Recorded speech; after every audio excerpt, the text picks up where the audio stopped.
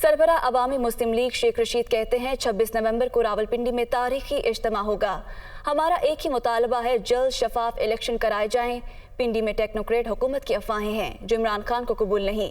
Imported حکمرانوں کو جانا ہوگا۔ بلاول صدر مملکت کو دھمکی سے پہلے لال حویلی سے ہو کر جائیں۔ صدر الوی سے مذاکرات اگر چل رہے ہیں تو چلنے رہنے چاہیے۔ وہ لاہور میں میڈیا سے گفتگو کر رہے تھے۔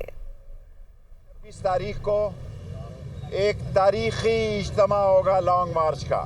ہمارا مطالبہ ایک ہی ہے کہ اس ملک میں شفاف الیکشن کروایا جائے۔ عمران خان ایک واضح لائن دے چکے ہیں کہ تعیناتی سے ان کا کسی قسم کا کوئی انٹرسٹ نہیں ہے۔ ابھی عمران خان کی زندگی خطرے سے باہر نہیں ہے۔